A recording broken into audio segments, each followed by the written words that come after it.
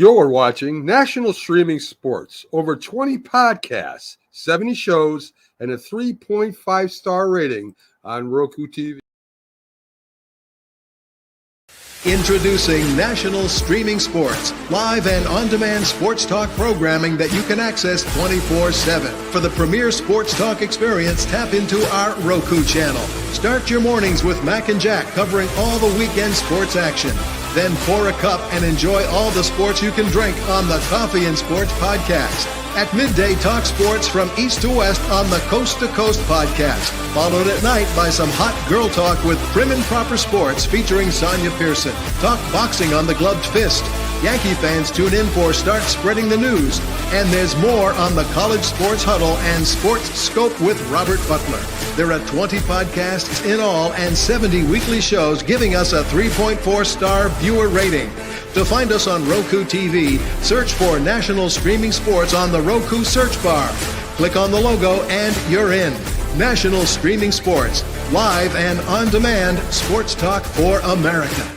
Football season is here, and SeatGeek is my go-to for buying tickets. Now, with SeatGeek, every single ticket is backed with their buyer guarantee. We've all had plans change, and when you can't make it to the big game, SeatGeek has you covered. They're the only ticketer that allows you to return your tickets ahead of the event for credit with SeatGeek swaps. So when things come up, I know that my tickets won't go to waste. So what are you waiting for? Download the SeatGeek app to maximize your possibilities and shop live events with confidence.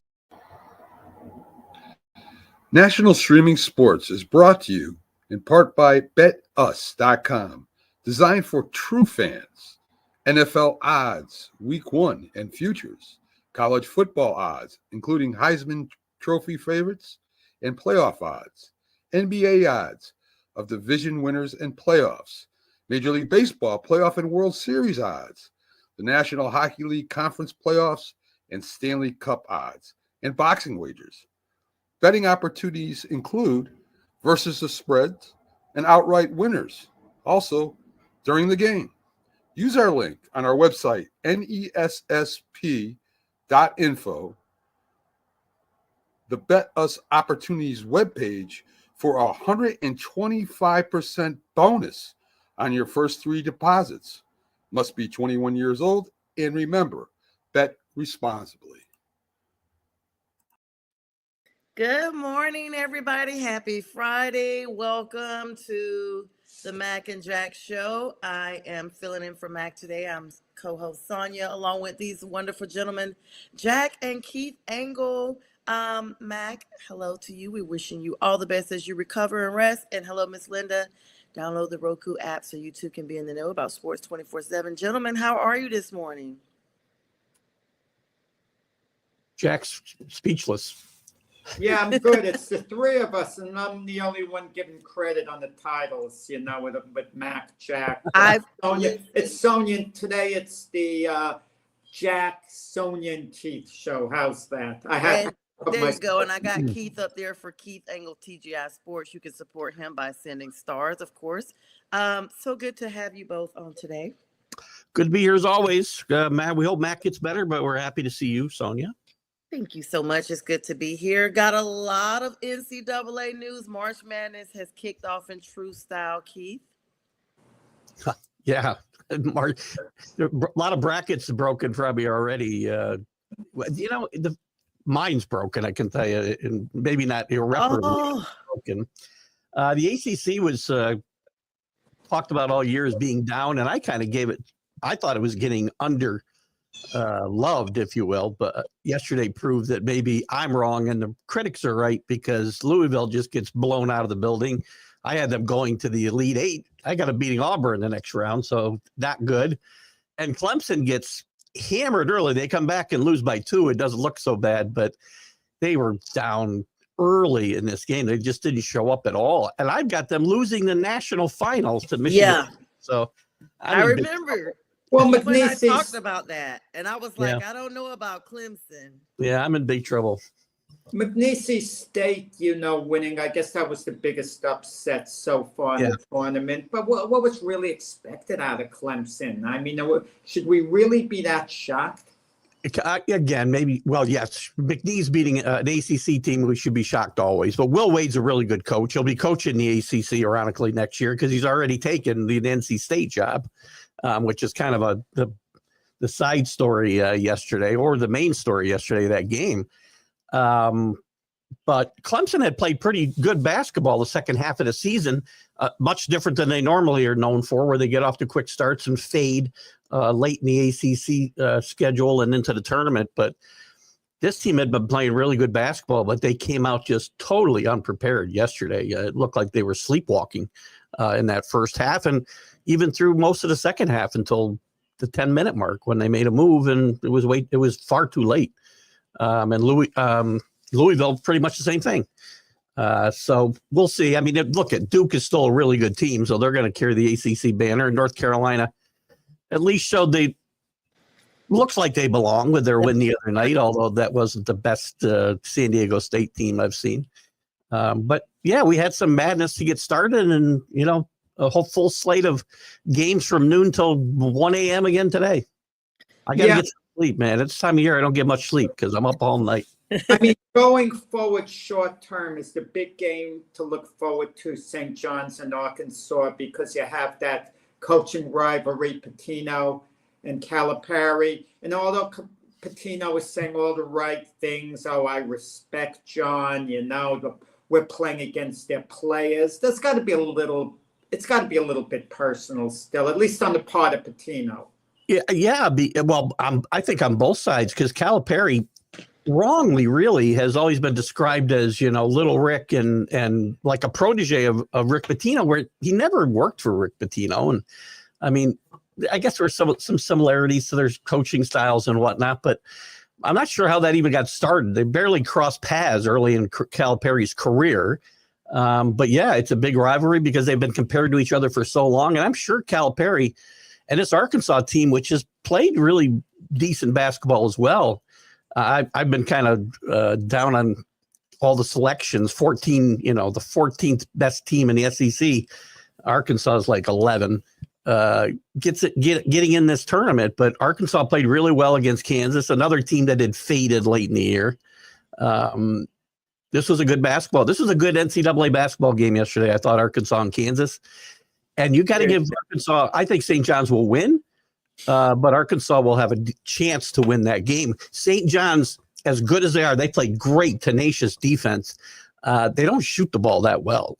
They shot it fairly well last night, but their three-point game is not, at the top of the NCAA rankings. So they get by on defense and transition and stuff like that. So they're going to need to they'll need to play better. I think they'll need to play better than they played against Omaha early last night to beat Arkansas.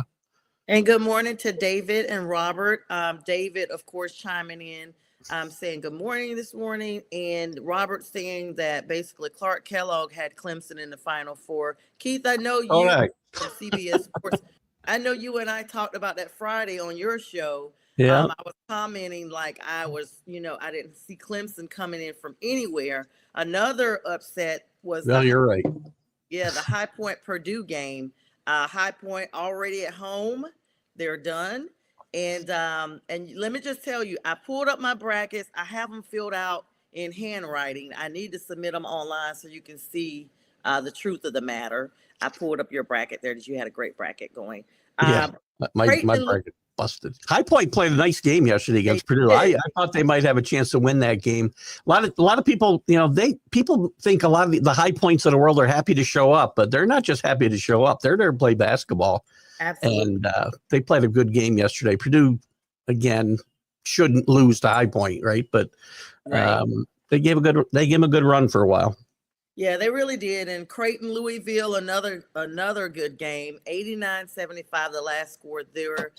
Louisville, of course, going home. Montana and Wisconsin, not a game I paid too much attention to, but a blowout, actually. But Wisconsin took care of business, and you like to see these highest seed teams in the opening rounds, the first game or two, win decisively, not have a nail biter the way Michigan did. You like to see them take care of business so that you don't want to see any red flags if you're a high-seeded team. Case in point, the Houston game. Houston and and SIUE just absolutely blown out. 78. Yeah, UCLA too, blowing out Utah State was a bit of a surprise to me. I didn't think they'd win that big, but Mitch Cronin is a really good coach. UCLA in their first year in the Big Ten has been kind of like running under the radar. They were really highly ranked top 10 early in the season and fell backwards. But this is a team to maybe watch out for making a little bit of a run. Another team, VCU, that you actually had predicted, Keith, Yeah. they're now eliminated by BYU, 80-71. I mean, it was a little close, then it wasn't.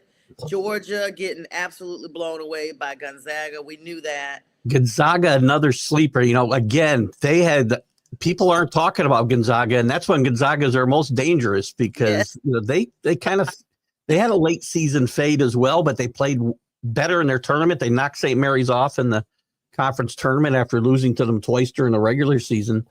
That was a big, again, I'm not shocked they won the game. I'm shocked they won it in that fashion.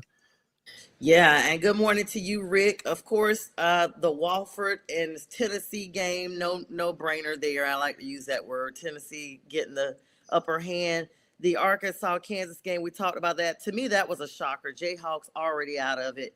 Yale and Texas A&M. Of course, Texas A&M goes on to advance. Yale gave them a good game too, though. Yale last year, Yale played well in this tournament, and they played well yesterday. Just not, again, 99 times out of 100, they're not going to win these games, but they put themselves in a position to have a chance.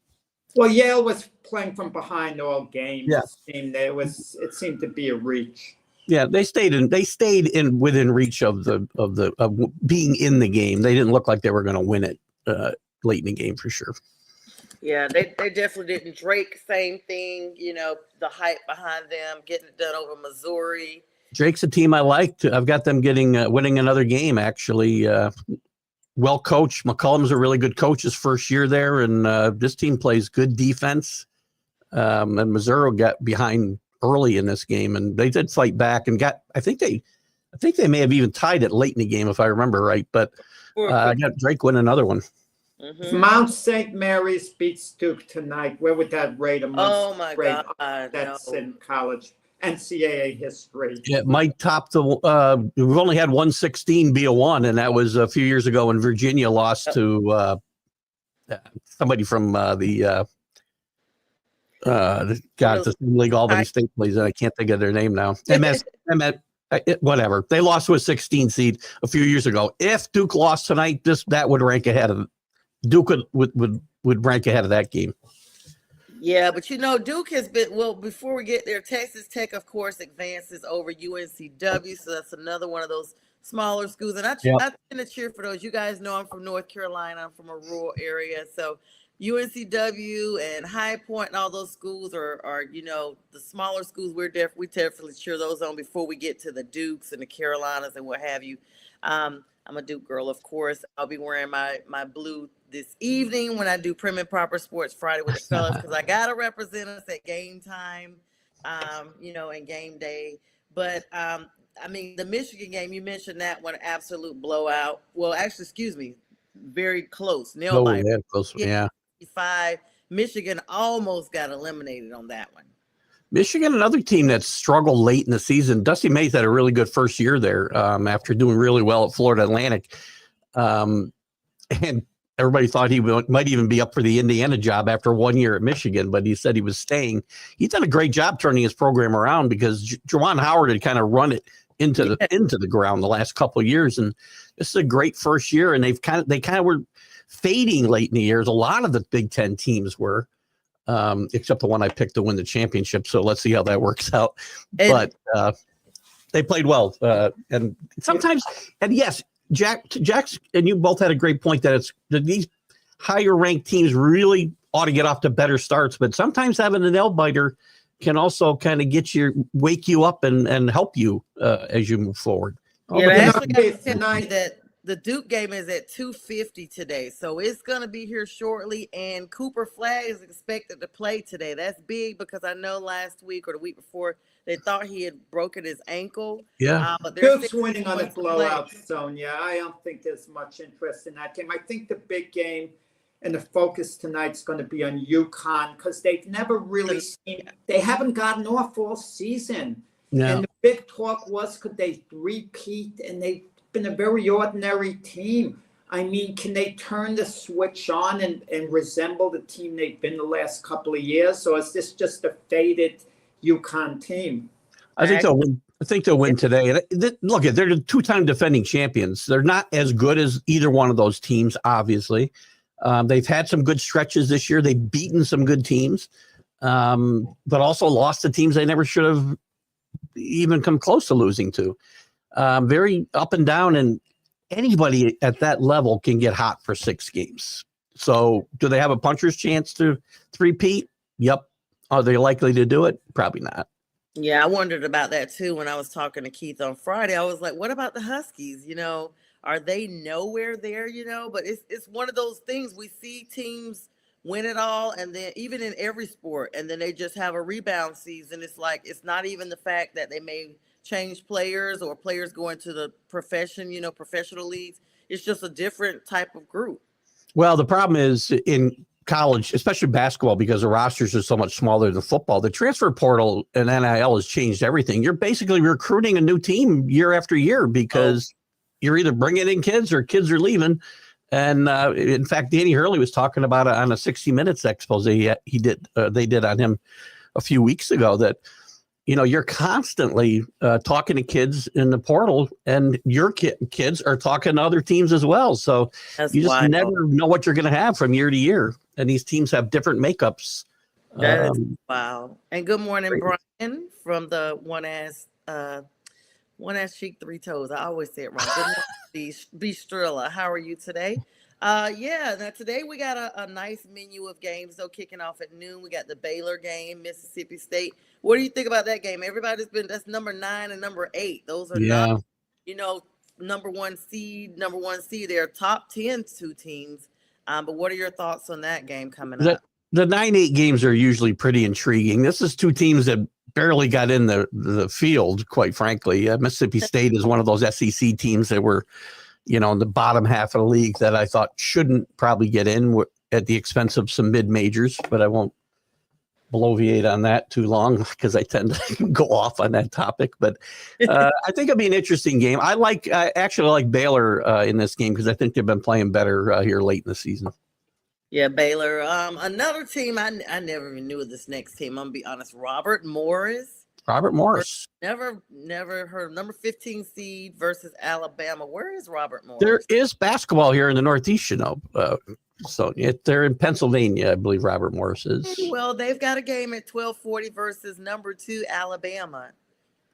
You know, Robert Morris won't beat Alabama, but Alabama, I think, is very vulnerable early in this tournament because they don't play a lot of defense. Nate Oates has done a great job there since he got there. They score a ton of points. They're great, fun, exciting offensive team, but they don't stop anybody either. So they're going to be vulnerable. Probably not against Robert Morris, but watch out for a second-round loss from Alabama. Yeah, Jack, what are your thoughts on that? Alabama being the number 2 seed. Robert Morris, 15's honestly a school I hadn't heard. Alabama should take care of business. You know, I'm looking at the list of games. If there's going to be any Snow White underdog that you could see pulling a major upset, you kind of wonder about Maryland and Grand Canyon. It just kind of wonder. I'm talking about a long shot. If it's like betting on a horse, you know, real long shot to come in, because something about Maryland is, they've kind of been a little spotty on and off. Yeah, they played better. Again, a team. I like momentum, right? And Maryland's played better late in the season as opposed to some of the other teams that I've mentioned that have kind of faded. Grand Canyon, I would give a puncher's chance to. This is a team that has pretty consistently got into the tournament from out west there, and unheralded school. Coached by Dan Marley for a long time, by the way, former Phoenix Suns star. Not anymore, but he was a coach there for quite a while.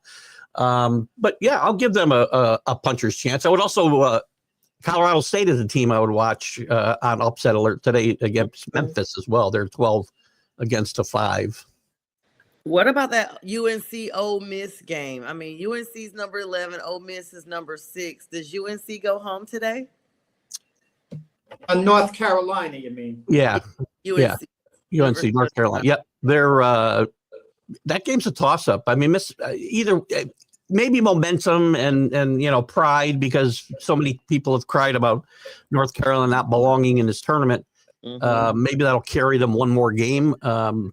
Ole Miss is again at the midpoint of the SEC. They're not a great team, so I'll say UNC wins this game.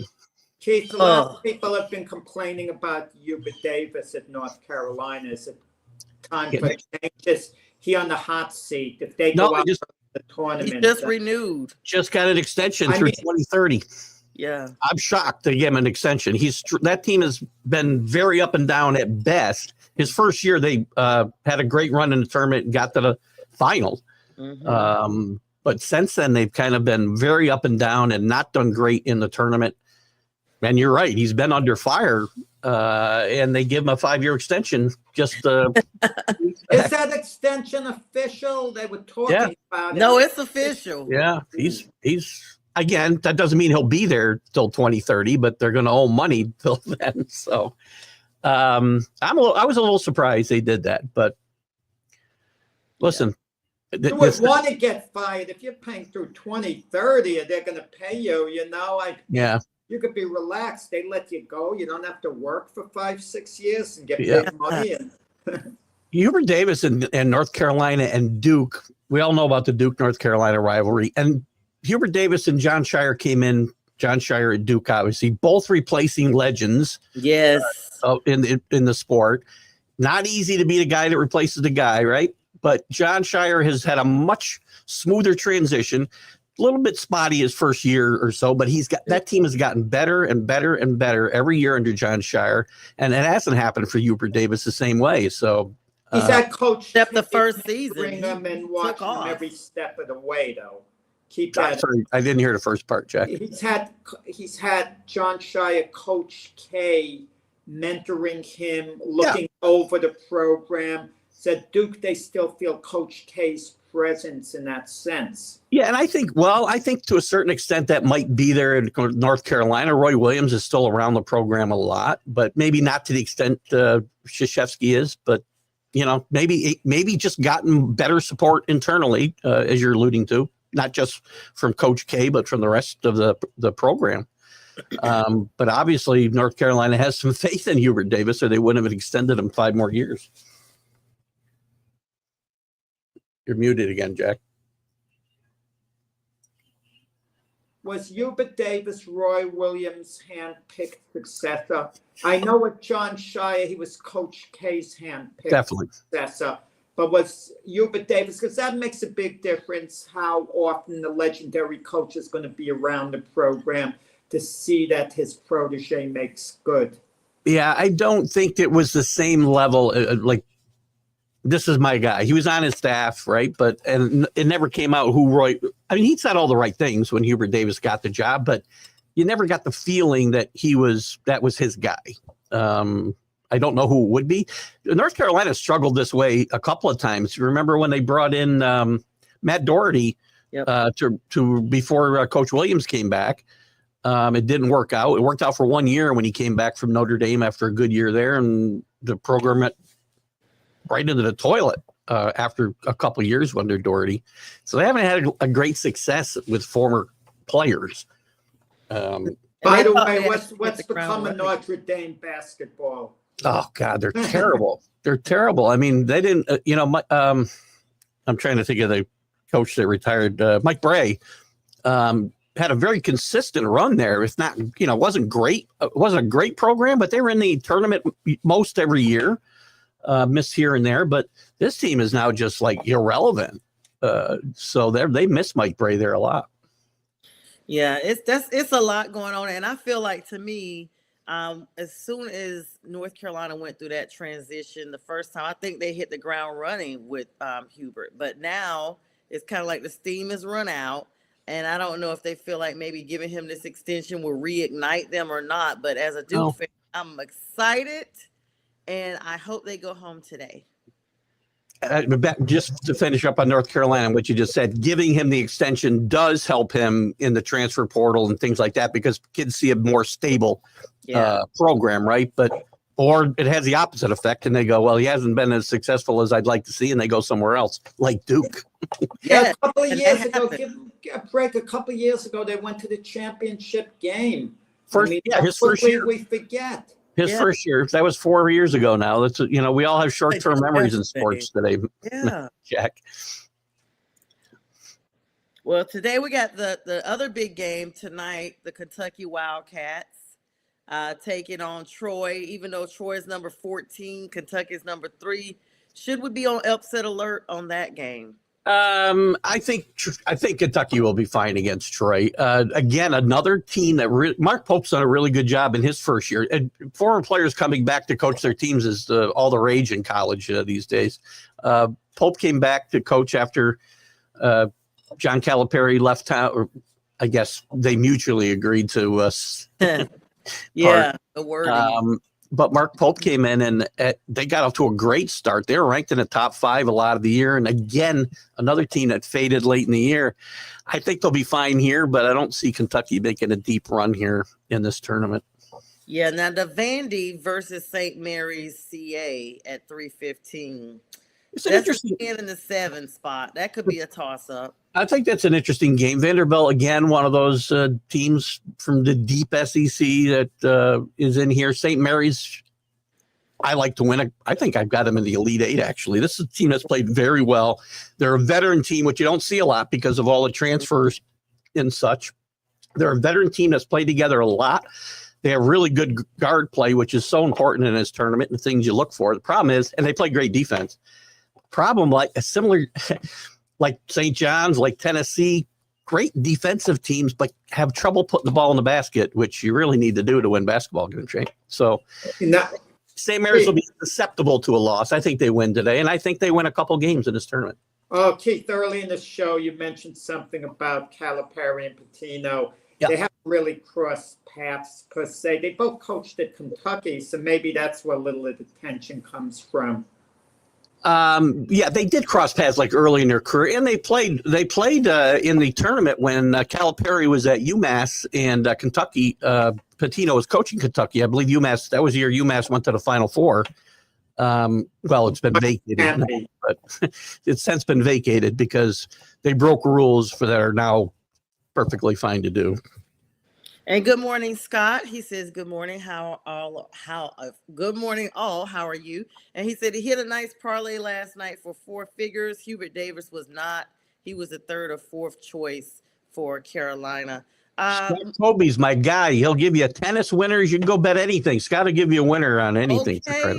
He's good. Thanks for joining us this morning. Now, the Norfolk State number 1 versus number 1 Florida. Norfolk State being number 16. It's the first round. It's 650. Keith, you were sold on Florida. I think we talked about it. I know a friend that has Florida winning it all, all the way down, and meeting up with Duke and then beating Duke for the championship. They're a very popular pick to at least get to the Final Four, if not win it all. And they played very consistent basketball this year. They were in the top 5 most of the year in a very tough SEC. Deep SEC, as we can see with 14 teams in this tournament. But Florida will make a run in this tournament. They're not going to lose this game today. This won't even be close. Oh, okay. Well, what do you think, Jack? Number 1 versus number 16 should be a no-brainer, right? Yeah. I mean, Florida should win easy. I was thinking about Duke. You mentioned before. Winning the national championship, is that going to make a difference whether or not Cooper Flag comes out and, gets drafted in the NBA or stays in college? It's an interesting question because I would have said in the past, it's a no-brainer. He's one and done. He's gone. But with NIL money and they have ways to keep guys and put money in their pocket, it's possible he sticks around. But my guess would be he'll go to the NBA because number 1 player in college. Well, yeah, Yes, arguably. I like Johnny Berm from Auburn a lot as well. But yes, he's at least one of the top 2 players in the country. So you might better strike while the iron's hot, because a lot of things can happen, man. You saw he almost broke his ankle the other day. Yes. You can have a career-changing thing happen to you next year, and then all of a sudden you're a second-round pick, and that's not good. It's a lot of money. So I would be shocked if he came back to Duke next year. That's going to be a huge void should he decide to move on. The New Mexico Marquette game, another 2 close ranking, number 10 versus number 7 at 725. Marquette, I think, could pull this one out. What do you think, Keith? I like Shaka Smart a lot. Marquette's had really good teams the last couple of years and not really performed in the tournament. Again, another team that's faded late in the season in the Big East. And he's going against a good New Mexico team coached by Richard Pitino, by the way. We talked a lot about Rick, but his son Richard has had a really good run at New Mexico and is going to be looking at bigger jobs here again very soon. He failed at Minnesota, but he's going to get another chance soon. I think this will be a very close game, and I like New Mexico to win this game, actually. Is there any scenario in the tournament where New Mexico could play St. John's? Any mathematical possibility? Because that would be fun to see father and son, the Patinos. The soonest they could play would be, I think, in the Final Four. All right, nice little fact here from Scott, Keith's friend. I believe Marquette, the Mountain West, has lost 24 straight games when they're seated in double digits. That's interesting to know. And like Jack just said, is there even a way that, you know, this father-son duo could actually meet up? That would be super cool. Well, they could. It might be in the final. I had to look at. I'm trying to look at the bracket quickly. I couldn't find them. Either in the semifinals or the finals is the first place they could meet. So yeah, New Mexico. That would be quite a story, and New Mexico would be a huge story just getting to the Sweet 16 probably. But. Absolutely. Akron versus Arizona, 13 versus 4 seed coming up. Literally a lot of these games in the 7 o'clock hour, 7:35, so to speak. This first round game, I don't know. I think Arizona could be on upset alert. I've heard a little bit here and there of Akron. Yeah, Arizona. Look, I think Akron could put a scare into Arizona here, but I think Arizona will win this game. They've been very up and down. It's a really good, historically good basketball program, and they're not as good this year as they've been in the past handful of years. But I think they'll get by Akron today, but I would expect Akron to at least show up. Guys, this is the Mac and Jack show. I'm sitting in for Mac today with Jack and Keith Engle, and we are talking March Madness. If you're just joining us, good morning and happy Friday. As we look at the preview of tonight's games, the next game being the Oklahoma versus UConn, 9-8. I cannot believe UConn is number 8 after this, congratulatory season they've had with both their men and ladies organizations. I think UConn gets this one done. Keith, what are your thoughts? I do like UConn today, yes. I don't think they'll go terribly far in this tournament, but I do think they'll win today. Danny Hurley, listen, he's an interesting cat. He's arrogant. He's has a lot of bravado. He famously said to a referee, I'm the best coach in the game. You can't do that. Yeah. But watch the 60 Minutes expose on him. It's very interesting. He's a very strange guy, but he's a great coach, and he motivates these kids. And listen, that's why I say they have a puncher's chance to they're a long shot. I think they're like what I said the other night. They're 8,000, right? You bet 100 to win 8,000 if they win. So that's a long shot to win this whole thing. But when you have a coach as good as Danny Hurley, that gives you a bit of a edge there. So I don't think they'll win today, but they are going to go that far. Keith, if you want a prediction, and I like to throw it out there for fun like I did early in the NFL season of Aaron Rodgers would be a Pittsburgh Steelers. It might not happen, I understand. Danny Hurley is going to be a coach to Brooklyn Nets at some point, I think. Oh, in wow. A couple of years. Because UConn, if they don't repeat, and it's doubtful that they are, and if they get eliminated from the tournament early and the recruiting class doesn't seem overly strong, they like the area. His wife likes the Connecticut area. You coach the Brooklyn Nets, you're still in the area, the tri-state area. Well, And I could see that being a franchise changer. He would be given full control of the net organization, unlike the Knicks, where Thibodeau's not going anywhere unless Thibodeau wants to leave. So I could see Danny Hurley being the coach of the Brooklyn Nets in a couple of years. it'll be interesting if that happens, as he turned down the Lakers this past year. So to turn down the Lakers and take the net job would be very interesting. But again, it could happen because we see these, guys want a new challenge a lot of times. He's got ties to the area. He grew up in New Jersey, obviously. He wants to coach in the NBA. That's always been a desire. Yeah.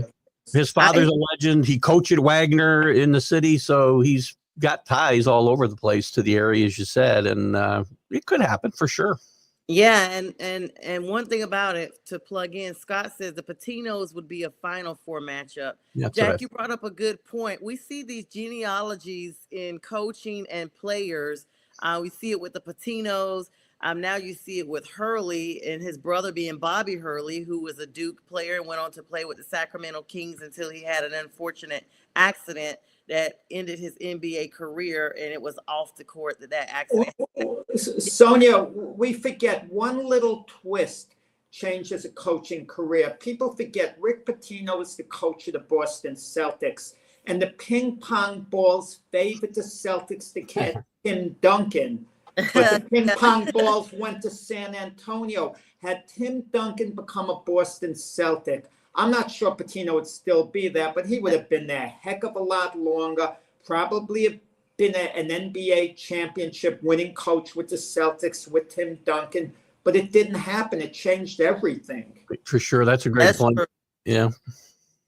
That's true. All right, we got the and those are very good facts. Jack, I can always count on you for the facts, so thanks for bringing that up. Keith is the man when it comes to college sports. I just fake it, but Keith is the guy. You fake it till you make it. You fake it till you make it, right, Jack? Listen, Keith knows everything about what's going on, but when I look for historical facts in any sport, Jack, I always say you are literally Britannica. So for all you guys who don't know, that are not, that are under 20, Britannica is the encyclopedia group that before Google, it was in print, and that's the Britannica encyclopedias. I love those. They're very informative. And we're both outdated. Let's leave really, right? Jeez. I clearly am. I'm like, no one, like, what? They used to come to your house and sell those, used to knock on the door.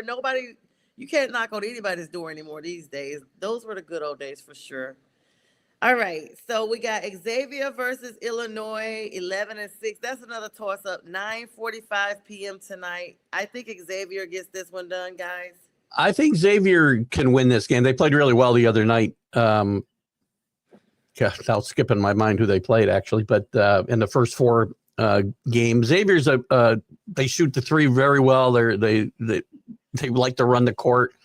And Illinois has been very up and down. You're either going to get a great game out of Illinois or they're going to stink. So, and they've had a lot of injuries. I like Xavier in this game as well.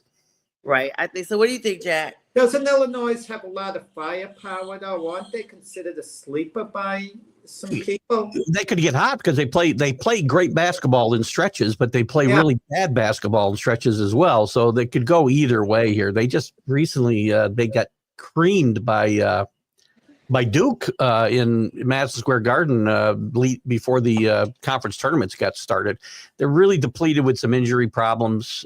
Bruce Underwood's a really good coach, but listen, they could win this game for sure. But I think that Xavier might the momentum might carry Xavier through this game today. Yeah, he's be sure Texas. looks Thank like you, they play in Brian. Texas. He said they're one of his favorite turning teams. That's going to be a big one. And then I'm going to be honest, guys, the 10 o'clock game, you could just tell almost the time of these games. Some of it is geographical reasons. Some of it is like, who is really going to stay up to watch these games? Keith, I know you will. Bryant versus Michigan State, the Trojans. 15 versus the 2 seed. Michigan State should be a no-brainer. This is the best team that Tom Izzo's had in quite a while. He's a great tournament coach. Even when he's had lower seeded teams, however you want to qualify that. I love Tom Izzo in this tournament. I love this team. I think this team has the chance to win it all, and I picked them to win it all. and I like the region that they're coming out of. They win today. They should win easily today. Hey, Keith, let me ask you a question, and I'm just going on this assumption. You see the networks that telecast certain games. Who makes that decision, CBS or True TV? Because more people are going to tune to CBS, for example, or TBS, TNT. Who makes the decision? I mean, what game goes on what? Well, the networks are deciding. CBS is going to get its first pick of games, and then the rest is going to fall as it falls. So, and True TV, I think. Well, I think they have games through at least the first weekend, but you know, they got the first 4 games, right? And so it's good that you can watch all the games. I watch them on. I have HBO Max, and I can watch like 4 games at one time. So it's really I didn't realize Max was running games. I have Max too. Yeah, that's crazy. Yep. No, Keith, if you're watching 4 games at once, you're watching no games at once. It's like your theory with quarterbacks. If you have, what did you say, 2 quarterbacks, you got none. Oh, it's a great point. I'll have a game on a TV, and if I'm down here in my little man cave / office, I'll have 2 or 3 games on the big screens, and then I'll have the rest of the games on my iPad on Mac. So. Yeah, one of the guys in our groups, you guys know Mike Tipton. He had sent a picture in our group chat the other day. He had like 5 TVs set up. I thought I was doing good with 2. You know, DirecTV, no advertisement for them, but DirecTV lets you play all 4 games on your screen at one time. You just hear them all. And Scott is saying this will be a closer game than people think. Bryant is a very athletic team that can score and play defense. Of course, Bistrilla saying Michigan State all the way, and he says TBS and TNT also have these games on. Y'all, well, yesterday, Arkansas and Kansas, I saw was a close game. So, you know, and I'm looking at the other games in the box, the score, the time left. But I switched to, you know, Arkansas and Kansas. It was the one game where the outcome was in doubt. They do a great job. And again, they're all working together. The schedule's put up so that they're staggered, and you can go and watch the end of every game if you want to go. If they're close games and you want to see the end, you can literally see the end of every game. And that's what the networks want. I'm going to tell you guys something. We talked about this like regarding the NFL. I guess the beginning of last season, all of us was on the Sunday morning big football show at the time. And we talked about how all these games are on streaming services and how you have to have almost all these. You have to like literally by the time you pay for all your streaming service, because I have like 3 different streaming services in addition to Direct. You're paying like so much money. You may as well all give it all to Direct and pay it that way. But it's like you cannot possibly get every single game without having to stream. Well, this tournament is headed that way as well. Right now, you can watch every NCAA game with just cable or whatever. YouTube. I meant YouTube, Bistrilla. I said Direct. I actually meant YouTube. I don't know what Direct has. I'm sorry, I misspoke. Thanks for that. That's okay. Yeah. Same thing. I mean, you can get all the games on YouTube. You're not going to, unless assuming they carry, you know, True TV and TBS, which I'm assuming they do. Yeah. No TBS. Yeah. Yeah. So, but I guaranteed that, you know, they're heading that direction to streaming as well, because that's where everybody's going. Some of the conference tournaments this year, the Big East tournament, the early games are on Peacock. Absolutely. I got it. Yeah. They're all Paramount. Disney is gonna be grabbing them next. You know, they're already doing the whole Toy Story thing. All right, so tonight's final game is Liberty, and of course, I actually know someone that plays for Liberty versus Oregon number 5. My heart is definitely rooting for Liberty, but Oregon, the Ducks keep on quacking. Keith, Dana Altman's a good coach at Oregon. This isn't necessarily one of his best teams. Liberty will have a chance here. I think Oregon will win this game. Liberty, I think, will have a chance to win this game. I'm not going to call an upset here, though. I like Oregon to win. Yes, Scott saying within 5 to 7 years, all sports will be on streaming service. I think it's 100%. Maybe sooner. Yeah, I think that as well. And Bistrilla saying Paramount.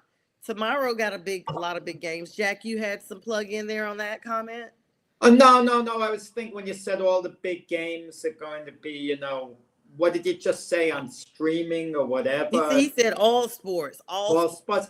No, I remember the 1990s after there's a great Super Bowl game in which the 49ers with Joe Montana beat the Bengals on that last drive. You know, the John Taylor touchdown. all I would hear was, oh, the Super Bowl is not going to be on free TV anymore. It's going to be on pay-per-view soon. What was that? Over 30 years ago. Oh wow. I was Well, Yes. Yeah, you don't the know. world's changed a lot in the last But, 30 years. So I think these leagues are going to see that people just aren't going to pay. I mean, how many people would actually pay for the NCAA tournament? I know Keith would, but there's a point after a while. I mean, I how pay much for you the want them final. to pay? I'd If you pay want them to for pay $29.99 to see the whole tournament, yeah. But they're certainly not going to be charging per game or per bracket. unless you got an antenna, you're paying for it no matter what you're using, by the way, because that's all factored into the cost of your cable bill, your direct TV, your YouTube TV, whatever you're paying, right? The access to the channels that are carrying this are factored into the cost of your subscription. And when that goes up, your subscription goes up. So everybody's paying. They don't think they are, but everybody who doesn't have an antenna, and I do have a digital antenna where I get like 50 channels, by the way. I am in a good spot here for that. But anybody who's not doing that, and there's only X amount of games you can watch. If they're not on CBS or NBC or Fox or ABC, you're not going to watch them on an antenna. Yes, Scott brings up Amazon. Everybody's paying one way or the other. Yeah, Scott even brings it up to Amazon. You got to have a Prime membership. The NFL slowly going streaming. I don't know. I have an antenna too. It's the one that's like, it looks like just a piece of material, like leather that's circular, and you put it. But you guys, I remember the antenna that you had to literally. So there's two types. There's the one that's outside that you have to go outside and turn it. Like we used to turn the pole of the antenna to try to get it. And then my grandmother had one that was outside, but it was connected to a box, and you turn the knob. Yeah, you just hear boop boop boop boop boop boop. Oh, well, like those were the days. We had those growing up. Rabbit ears. Well, they have it now. I pay for ESPN Plus. I pay for DAZN, DAZN. That's on top of the normal cable costs. But that's if you want to see sports events. I mean, what can you really do? Got a lot, but and there's a lot of big games coming up tomorrow. We may not have time to go through them all. No, because I got to get ready to jump for my interview here at 9:00. Yes. That means Sonja and myself are probably going to switch to the latest on Aaron Rodgers. Yeah, we could definitely fill up talking about him. Keith, thank you so much for your time. Everybody hop over, support Keith on TGI Sports. I'll be dipping in a little bit later on as soon as we wrap up here. Keith, have a great weekend. We'll see you Sunday morning. See you Sunday morning, guys. Bye-bye. Bye-bye. Keith Engle, TGI Sports. And you're watching the match. We were talking a little before about Cooper Flagg, whether he would come out or not. The NBA draft never compares to the, college football draft. I mean, the NFL draft. I mean, it's never the same kind of drama because a team picking at number 5 in the NBA draft, you don't feel you're getting a franchise-altering type player. But in football, it seems so much more intriguing. Yeah, it is because it's so much that goes on in basketball. There's a ton more games. It's a ton more teams. And it gets really cumbersome at some point until you pick your favorite teams, or favorite players that play for certain teams, and then follow them that specific way. I tend to have connections to anybody that came out of Duke. Like, I'm not a Celtics fan, but I like Jason Tatum because he's a Duke player. But my team, of course, is the Hornets because I'm from the Charlotte, North Carolina area, but I live in Atlanta, so I like the Hawks too. But old school, I like. Yeah, I mean, you're glutton for punishment. The Hawks, the Bobcats. No, we're not Bobcats anymore. We got rid of that crappy name. We were back to the Hornets. We let New Orleans. No, they play. We let New Orleans have our team for a while. No, but I like. Well, the Bobcats, the Hornets. You were a fan when they were the Bobcats, right? Yeah, I was there. Okay, but we were originally the Hornets, and then we went to the Bobcats because they let the Pelicans, who are now the Pelicans, they let them take the Hornets went to New Orleans for a minute, and then they petitioned to have their name changed, and then we got the team back. So there was a period that Charlotte didn't have an NBA team, And so now it's back, and they named it the Bobcats, and everybody was like, that's horrendous. Can we get the Hornets name back? So they got it back, and there it is. But I'm a Warriors fan. I actually have a shirt for them because I like Steph Curry, of course, a North Carolina native. But you're right. I have a Hawks shirt. I don't even have a Hornets shirt. But I just, whoever wins on those. It's not like the Panthers and Falcons. Yes, Steph Curry was just named, what was he, assistant athletic director at Davidson, his college. Yeah, I mean, he's given a prominent role as far as building up the athletics. He loves this school, what it did for him. And when you think of it, Steph Curry, the college that he came from, he didn't come from a big university. And he's turned into an iconic player. He's awesome. He's from the Charlotte area. And he always gets these accolades. I still remember when he actually graduated from there. It feels like just yesterday, but it was within the last 5 to 6 years. And ironically, they're talking about he actually exited the game after the Warriors win on yesterday. So he has a slight injury here. Let's see real quick. And then we'll try to pivot over to talk about your favorite person. The Warriors. I was kidding with the Aaron Rodgers, but the Warriors getting Jimmy Butler, it seemed to have re-energized the team. It really has. I mean, they've been playing much better, and they are a threat, to come out of the West now. They're not favored. OKC, I guess, in Denver would have to be made the co-favorites in the West, but Golden State, along with the Lakers, etc. Maybe Houston. They're given chances. The West is really turning into the best. Looks like Steph Curry had, according to Steve Kerr, the coach, Steph left the game with a pelvic contusion from a fall that he took in the 117-114 win over Toronto on Thursday night. So they're basically, he's getting an MRI and all that kind of stuff. The tailbone, pelvic area is absolutely painful, I'm sure. So we wish him the best. But yeah, the talent is definitely out there in the West, Jack. I honestly was looking to see if there was going to be some type of personality issue with Draymond and Jimmy Butler. They're both really dominant alpha personalities. And Draymond tends to be like, a real butthole as of late to even his teammates. But they're really going to be making a solid run. Of course, Luka Doncic going to the Lakers was definitely something that put the Lakers back out there amongst the talks of championship. Well, I don't think Jimmy Butler going to the Warriors, there's going to be a conflict with Draymond Green. I mean, bottom line, Draymond Green does want to win. And when Jimmy Butler goes to a new place like Golden State, he knows he's not going to be team leader. He knows he's going to have to adjust it. It's Steph Curry's team. If Jimmy Butler tried to make any inroads in that regard, I mean, it would completely backfire on him. Everyone would turn against him within the organization, the fan base, etc. He's not going to do that. And Steph Curry's a remarkable leader. He's going to embrace Jimmy Butler, and he might even encourage Jimmy Butler to lead, because that's the type of leader, Steph Curry is. And they've been working well together, and the team, like I said, has been really re-energized, since Jimmy Butler's gotten there. And I'm sorry I misspoke. Rick says there are actually more NFL teams than NBA teams.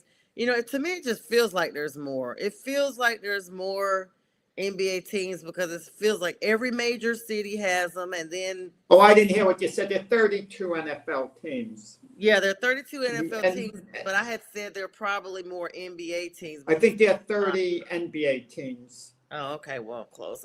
Well, there's more games. That's for sure. There's more of a season. Do I have that part right, Rick? Yeah. Well, when you look at it, depends, if you count the playoffs, so on. The NBA playoffs seem to drag on a long time.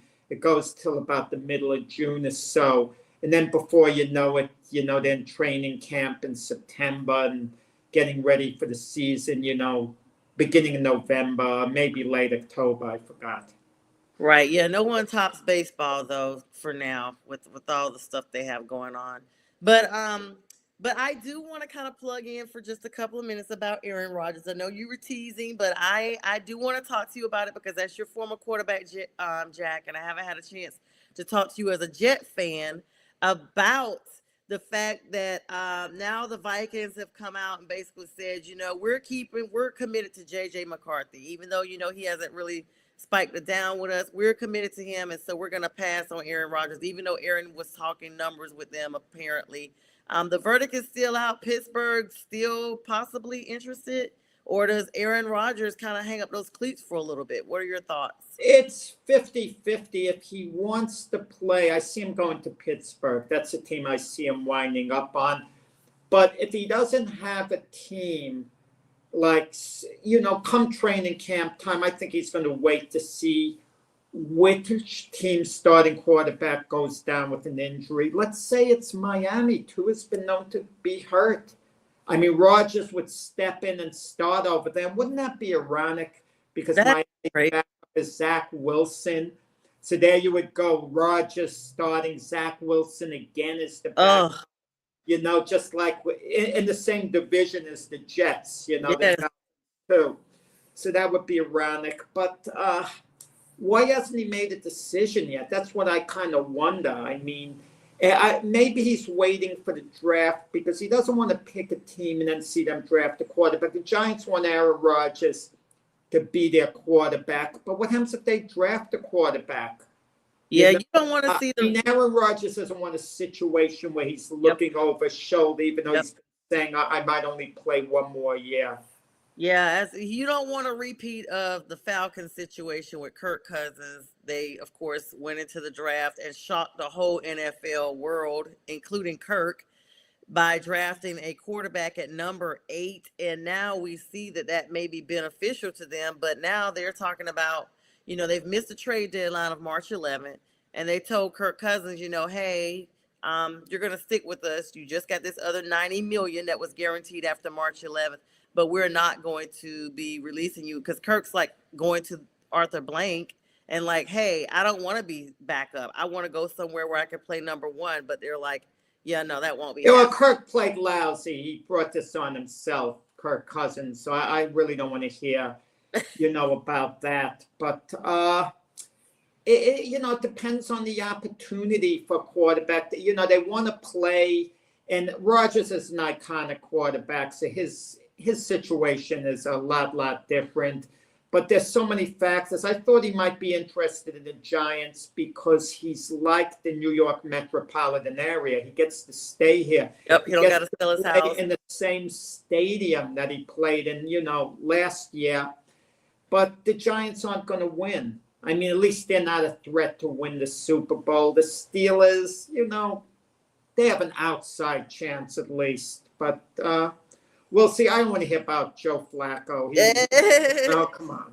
Flacco is very long in the tooth.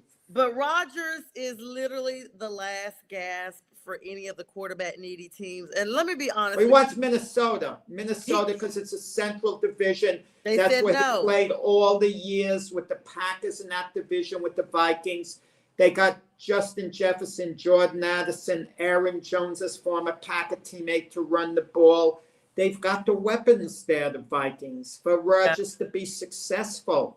Well, they don't want him. I understand him wanting to go there, but they're committed to J.J. McCarthy. Right. That's the thing about it. And if J.J. McCarthy should get hurt again or he flounders and Aaron Rodgers is available, I could see that happening. So it's going to be two things for Aaron Rodgers. It's either he's going to be a Pittsburgh Steeler if he agrees to sign with someone before training camp. Otherwise, I see him waiting to see what happens in the quarterback situation around the league. If one of the quarterbacks on one of the top teams gets hurt, then I could see Rodgers, wanting to go there and having a chance to win a Super Bowl.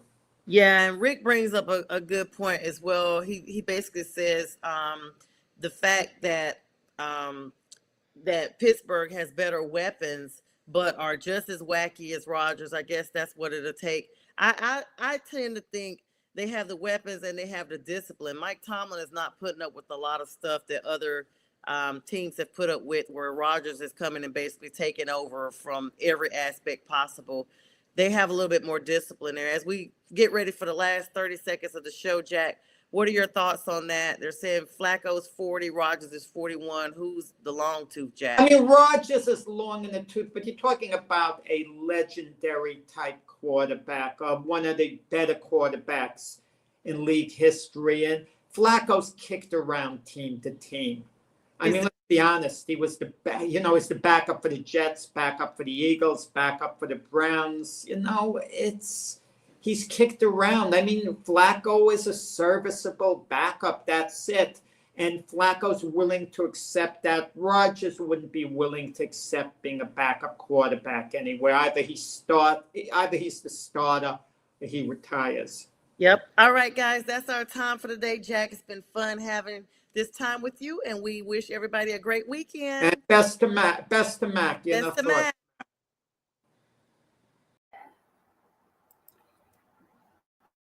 You're watching National Streaming Sports. Over 20 podcasts, 70 shows, and a 3.5-star rating on Roku TV.